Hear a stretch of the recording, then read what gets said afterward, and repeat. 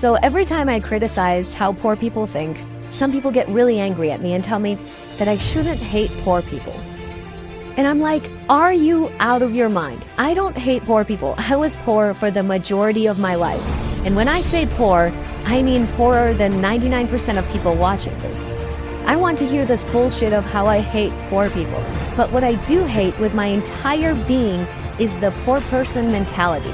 I hate it, and I always have, and that is exactly why I'm not in that dark financial position anymore. If you think like a poor person, you're always going to be poor. You need to change your mindset. So here are some of the ideas that really resonated with me from this book. Rich people think big, poor people think small. Do you ever walk into a store and spend a lot of time making sure you get the best deals? That's how a poor person thinks. I'm going to spend an extra hour in here so I can find a box of cereal that's cheaper and save 30 cents on it. And that's what he's going to do for the rest of his life. What does a rich person think? Who cares? I'm not worried about this. I'm worried about cultivating my value so an hour of my time can be worth $1,000 instead of $348. Rich people focus on opportunities. Poor people focus on obstacles. This is how a poor person thinks. Well, I would start this business, but there's a lot of competition. It probably wouldn't work.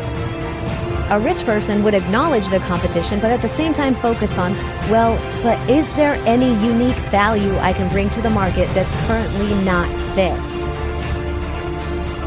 Rich people admire other rich and successful people. Poor people resent rich and successful people.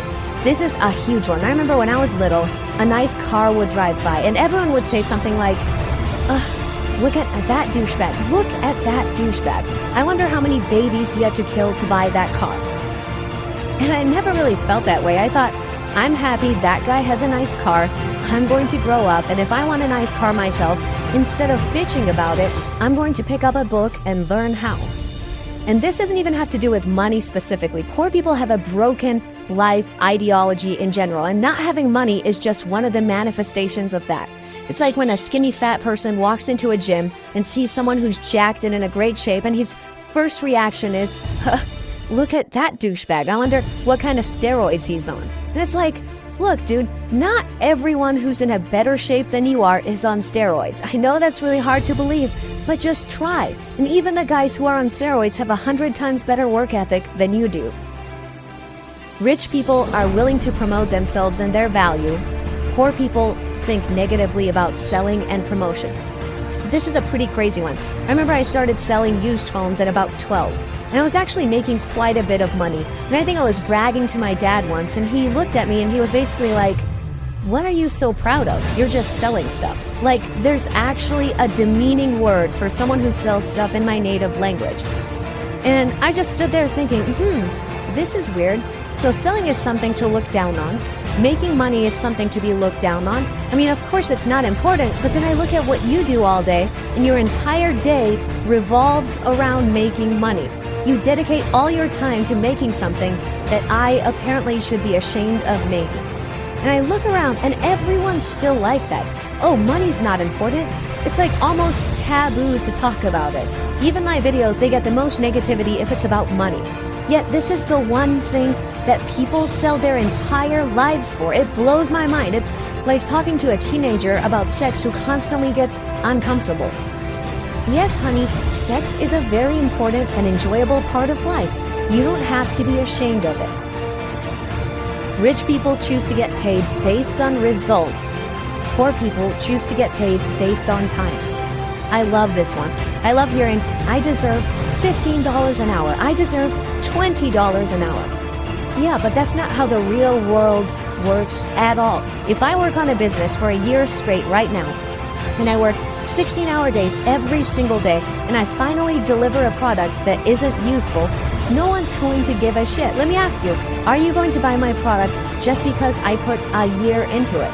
Of course not. That's not how the system works. No one cares how much time you put into anything. The real question is, can you deliver real results and real value?